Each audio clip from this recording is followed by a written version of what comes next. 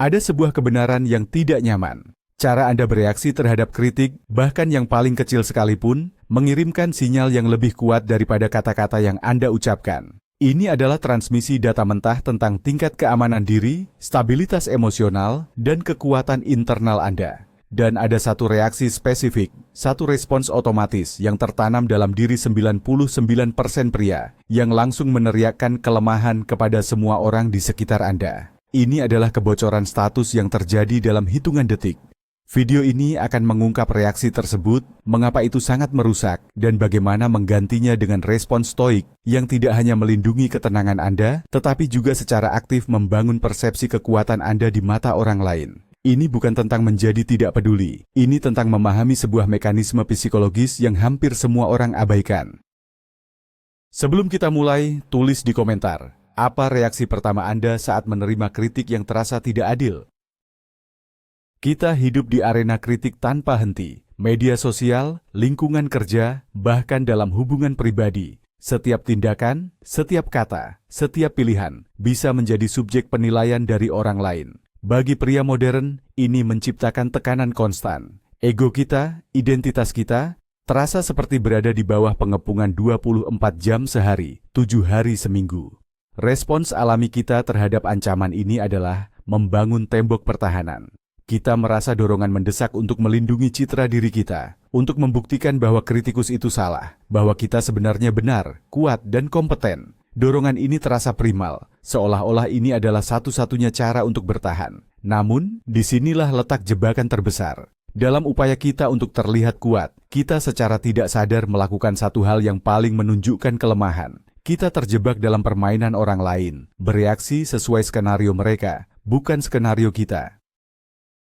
Inilah titik awal di mana kita kehilangan kendali. Reaksi fatal itu adalah pembelaan diri yang reaktif, atau saudaranya yang lebih agresif, pembenaran instan. Saat kritik datang, entah itu halus atau kasar, respons otomatis pertama adalah menjelaskan mengapa Anda melakukannya. Saya melakukannya karena Anda tidak mengerti konteksnya. Sebenarnya tujuannya adalah. Kalimat-kalimat ini terdengar logis di kepala Anda. Anda merasa sedang mengklarifikasi situasi. Namun, di dunia persepsi Anda baru saja menyerahkan semua kekuatan Anda. Mengapa? Karena pembelaan diri yang cepat adalah sinyal bahwa kritik itu telah menembus pertahanan Anda. Itu adalah pengakuan bahwa sadar bahwa kata-kata mereka memiliki kuasa atas keadaan emosional Anda. Anda merasa perlu untuk memperbaiki persepsi mereka dengan segera, yang berarti persepsi mereka lebih penting daripada ketenangan internal Anda. Ini adalah tindakan seorang bawahan, bukan seorang pemimpin. Mari kita bedah sinyal yang Anda kirimkan. Ketika Anda langsung membela diri, Anda tidak terdengar kuat atau percaya diri. Anda terdengar tidak aman. Anda secara implisit mengatakan, validasi Anda sangat penting bagi saya, sehingga saya harus menghentikan segalanya untuk memastikan Anda melihat saya dengan cara yang benar. Pria yang benar-benar kuat dan percaya pada tindakannya tidak merasakan urgensi ini. Dia bisa membiarkan kritik itu menggantung di udara sejenak. Dia tidak takut pada penilaian yang salah karena fondasi dirinya tidak dibangun di atas opini orang lain. Sebaliknya, pria yang reaktif menunjukkan bahwa fondasinya rapuh. Kritik kecil bisa menggoyahkannya. Bayangkan sebuah benteng. Benteng yang benar-benar kuat tidak perlu menembakkan meriam setiap kali seorang petani di kejauhan meneriakkan hinaan. Hanya benteng yang komandannya panik dan tidak yakin dengan pertahanannya sendiri yang akan bereaksi secara berlebihan terhadap ancaman kecil. Sekarang, mari kita beralih dari masalah ke solusi. Alternatif stoik bukanlah mengabaikan atau menjadi robot tanpa emosi. Itu adalah kesalahpahaman yang umum. Alternatifnya adalah menciptakan jeda, sebuah ruang sadar antara stimulus, kritik, dan respons Anda. Viktor Frankl, seorang psikiater dan penyintas Holocaust, mengatakan, di antara stimulus dan respons ada ruang. Di dalam ruang itu terletak kekuatan kita untuk memilih respons kita. Dalam respons kita terletak pertumbuhan dan kebebasan kita. Ruang inilah yang 99% pria lupakan. Saat kritik datang, alih-alih langsung membuka mulut untuk membenarkan diri, lakukan hal yang sebaliknya. Diam, ambil napas, biarkan kata-kata mereka mendarat tanpa perlawanan langsung.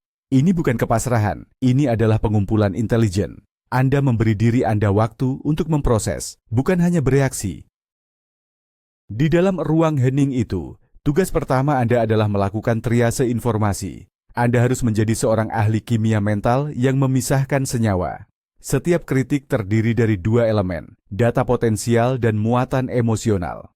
Mungkin ada sebutir kebenaran dalam apa yang mereka katakan, data, tetapi itu terbungkus dalam nada sarkastik, marah, atau merendahkan, muatan emosional. Orang yang lemah bereaksi terhadap emosi. Mereka tersinggung oleh nadanya, dan akibatnya mereka menolak seluruh pesan. Orang yang kuat, sebaliknya, belajar untuk mengabaikan muatan emosional dan mencari data. Tanyakan pada diri sendiri, jika saya mengabaikan cara dia mengatakannya, adakah sesuatu yang bisa saya pelajari di sini? Adakah 1% kebenaran dalam kritik ini yang bisa membuat saya lebih baik? Ini adalah pergeseran dari melindungi ego menjadi mencari pertumbuhan. Ada mitos berbahaya bahwa pria kuat tidak terpengaruh oleh apapun. Ini salah. Pria kuat merasakan hal yang sama seperti orang lain. Sengatan awal dari kritik, dorongan untuk membela diri. Perbedaannya bukanlah pada perasaan awal, tetapi pada tindakan selanjutnya.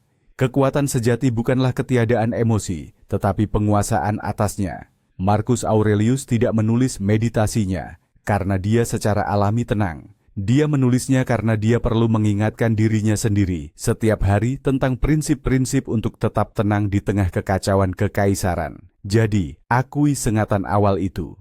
Rasakan. Lalu, buat pilihan sadar untuk tidak membiarkannya mendikte tindakan Anda.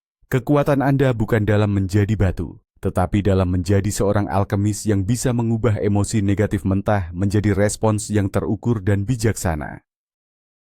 Setelah Anda menciptakan jeda dan memisahkan data dari emosi, langkah berikutnya adalah kalibrasi respons. Tidak semua kritik membutuhkan jawaban. Seringkali respons terbaik adalah keheningan yang terkendali. Keheningan ini berbeda dari keheningan yang cemberut atau pasif-agresif. Ini adalah keheningan yang mengatakan, saya telah mendengar Anda, saya sedang memprosesnya, dan saya tidak akan memberi Anda kepuasan dari sebuah reaksi emosional. Keheningan ini sangat kuat. Ini membingungkan kritikus Anda yang mengharapkan pertarungan. Ketika Anda tidak memberikannya, Anda mengambil kendali dinamika. Anda menunjukkan bahwa termostat emosional Anda diatur secara internal, bukan oleh faktor eksternal. Anda menolak untuk menari mengikuti musik yang mereka mainkan. Dalam banyak situasi sosial dan profesional, kemampuan untuk tetap diam dengan tenang adalah sebuah superpower. Namun, ada kalanya respons diperlukan, terutama dalam konteks profesional atau hubungan yang penting. Dalam kasus ini, hindari pembenaran dan gunakan teknik yang disebut refleksi dan pengalihan. Pertama, refleksikan pemahaman Anda tentang kritik tersebut. Gunakan frasa seperti, jadi, jika saya mengerti dengan benar, Anda merasa bahwa ini melakukan dua hal, menunjukkan bahwa Anda mendengarkan, melucuti agresi mereka, dan memberi Anda waktu tambahan untuk berpikir. Kedua, alihkan fokus dari masa lalu, tindakan yang dikritik ke masa depan, solusi. Alih-alih mengatakan, saya melakukan itu karena. Katakan, saya menghargai masukannya. Bagaimana kita bisa memastikan ini berjalan lebih baik di masa depan? Anda mengubah serangan menjadi sesi pemecahan masalah kolaboratif. Anda langsung terlihat seperti seorang pemimpin, bukan terdakwa. Penting untuk memahami psikologi di balik kritikus. Seringkali kritik lebih banyak bercerita tentang orang yang memberikannya daripada tentang Anda. Kritik bisa menjadi proyeksi dari rasa tidak aman mereka sendiri, kecemburuan mereka, atau kebutuhan mereka untuk merasa superior.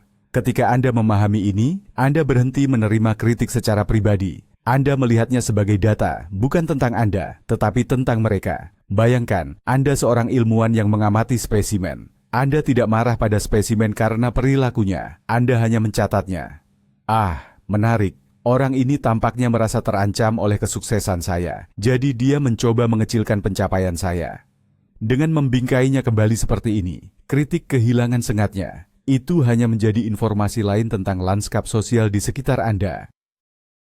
Salah satu kerangka berpikir stoik yang paling kuat di sini adalah amor fati, mencintai takdir. Ini bukan berarti pasrah pada nasib buruk. Ini berarti menerima setiap peristiwa, termasuk kritik yang tidak adil, sebagai sesuatu yang perlu dan bermanfaat. Alih-alih berpikir, mengapa ini terjadi padaku? Tanyakan, bagaimana saya bisa menggunakan ini? Kritik yang tidak adil adalah kesempatan sempurna untuk melatih ketenangan Anda. Kritik yang tajam adalah kesempatan untuk menguji kerendahan hati Anda. Kritik yang bodoh adalah kesempatan untuk melatih kesabaran Anda. Setiap serangan adalah sesi latihan gratis di gym mental Anda. Orang lain mungkin berpikir mereka melemparkan batu ke arah Anda, tetapi Anda secara diam-diam mengumpulkannya untuk membangun fondasi benteng Anda menjadi lebih kuat. Perbedaan antara pembenaran dan penjelasan adalah kunci. Pembenaran bersifat emosional dan reaktif. Tujuannya adalah untuk melindungi ego Anda. Penjelasan bersifat netral dan strategis. Tujuannya adalah untuk mencapai hasil tertentu. Anda hanya memberikan penjelasan jika itu benar-benar diperlukan untuk tujuan yang lebih besar, bukan hanya untuk membuat diri Anda merasa lebih baik. Seorang manajer proyek mungkin perlu menjelaskan mengapa sebuah proyek terlambat untuk mengelola ekspektasi pemangku kepentingan. Itu strategis. Tetapi menjelaskan kepada seorang teman mengapa Anda memilih restoran tertentu setelah dia mengeluh adalah pembenaran yang tidak perlu. Belajarlah untuk membedakannya. Tanyakan pada diri sendiri, apakah penjelasan ini melayani ego saya atau misi saya? Jika jawabannya adalah ego, tetaplah diam. Mari kita bicara tentang kritik publik, terutama di era digital. Godaan untuk menanggapi setiap komentar negatif sangat besar. Algoritma bahkan mendorongnya. Tetapi ingat, terlibat dalam perdebatan online dengan kritikus hampir selalu merupakan langkah yang salah. Anda tidak akan pernah bisa memenangkan hati seseorang yang sudah bertekad untuk membenci Anda. Sebaliknya, Anda hanya akan mengotori ruang Anda sendiri dengan negativitas mereka. Respons yang kuat adalah mengabaikan kebisingan dan fokus pada sinyal. Sinyal adalah kritik konstruktif dari orang-orang yang Anda hormati. Kebisingan adalah segalanya. Pria yang unggul adalah filter yang hebat. Dia membiarkan 99% sampah lewat dan hanya menangkap 1% emas. Jangan buang waktu berharga Anda untuk berdebat dengan orang-orang yang tidak akan pernah Anda temui. Bagaimana cara membangun otot anti-reaktif ini? Seperti otot lainnya, melalui latihan yang disengaja. Mulailah dari yang kecil. Carilah kritik dengan sengaja dalam situasi berisiko rendah. Tanyakan pendapat teman terpercaya tentang sebuah proyek, dan ketika mereka memberikannya, latih untuk diam dan hanya berkata, "Terima kasih, saya akan memikirkannya." Jangan membela diri, jangan menjelaskan, cukup terima informasinya. Lakukan ini berulang kali. Setiap kali Anda berhasil menahan dorongan untuk membela diri, Anda memperkuat jalur saraf baru di otak Anda. Anda sedang memprogram ulang respons default Anda dari kelemahan menjadi kekuatan. Ini adalah proses, bukan saklar sekali tekan.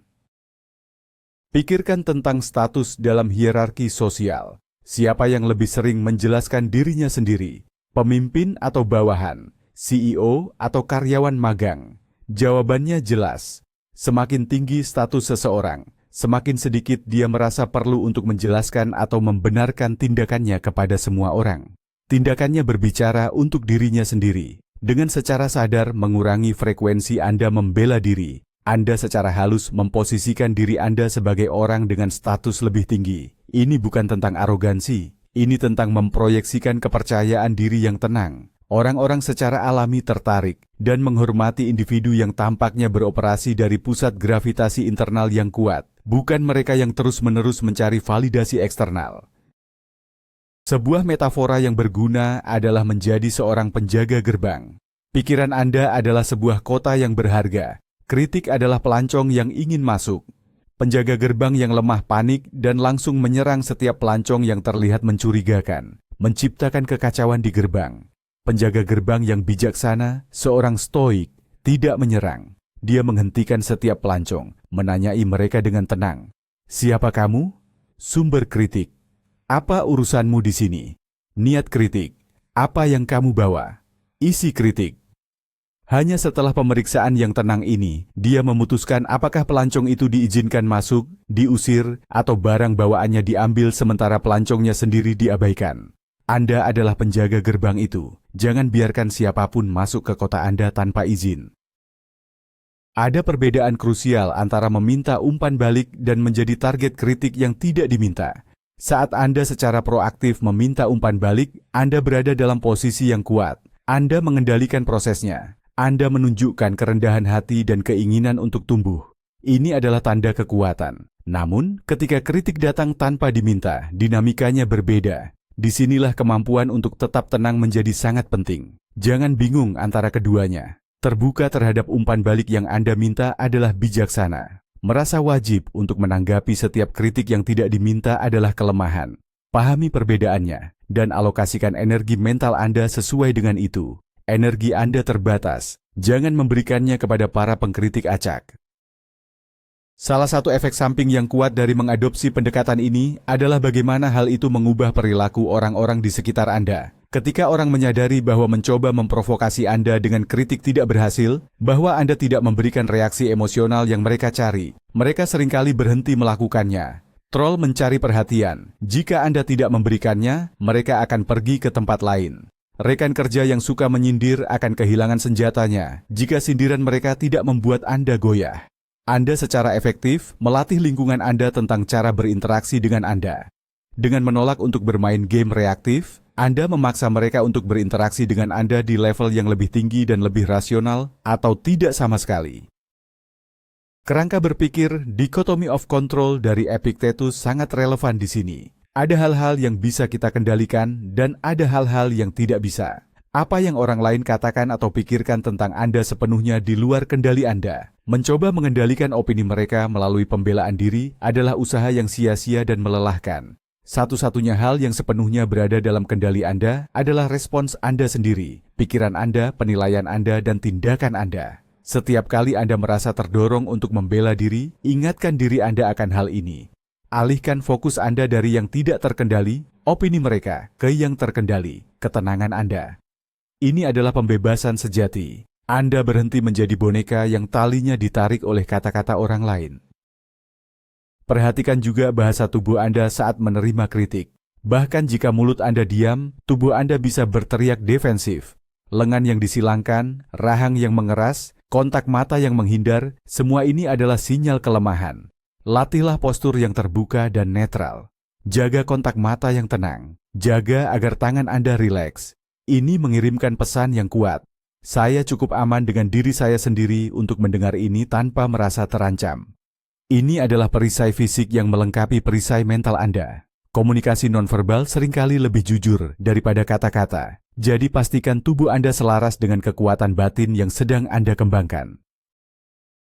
Penting untuk diingat bahwa tujuan dari semua ini bukanlah untuk memenangkan argumen. Itu adalah mentalitas orang yang lemah. Tujuannya adalah untuk menjaga kedaulatan internal Anda. Kemenangan sejati bukanlah membuat kritikus mengakui bahwa dia salah. Kemenangan sejati adalah berjalan menjauh dari interaksi tersebut dengan ketenangan dan harga diri Anda yang utuh, terlepas dari apa yang dikatakan atau dipikirkan orang lain. Pria yang reaktif mencoba memenangkan pertempuran kecil di luar dirinya. Pria stoik fokus untuk memenangkan perang besar di dalam dirinya. Ketika Anda memenangkan perang internal itu, pertempuran eksternal menjadi tidak relevan. Anda bermain game yang berbeda di level yang lebih tinggi. Pada akhirnya, kemampuan untuk menerima kritik tanpa menjadi defensif adalah tanda tertinggi dari kepercayaan diri. Ini menunjukkan bahwa identitas Anda tidak terikat pada satu tindakan atau satu opini. Anda tahu bahwa Anda lebih besar dari kesalahan apapun yang mungkin telah Anda buat. Anda memiliki apa yang oleh psikolog disebut self-esteem yang tidak kontingen. Harga diri yang tidak bergantung pada kesuksesan atau persetujuan eksternal. Inilah tujuan akhirnya. Bukan sekadar trik untuk terlihat kuat, tetapi fondasi untuk benar-benar menjadi kuat dari dalam keluar. Setiap kali Anda menahan diri untuk tidak membela diri, Anda meletakkan satu batu bata lagi di fondasi karakter yang tidak tergoyahkan. Anda sedang membangun manusia yang tidak bisa dihancurkan oleh kata-kata.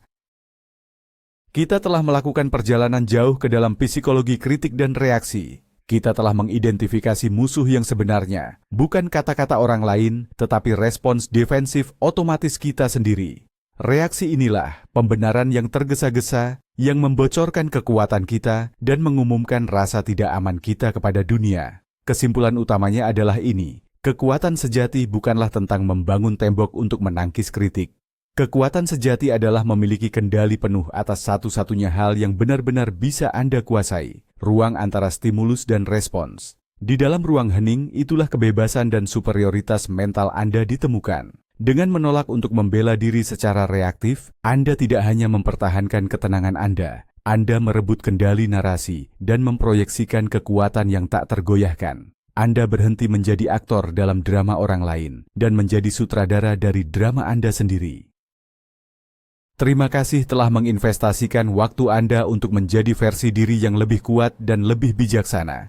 Jika video ini memberikan nilai, tekan tombol suka dan berlangganan untuk lebih banyak konten yang dirancang untuk mempertajam pikiran Anda. Sekarang, pertanyaan terakhir untuk Anda. Setelah mendengar semua ini, apa satu perubahan kecil yang akan Anda terapkan saat berikutnya Anda menerima kritik? Bagikan strategi baru Anda di komentar di bawah.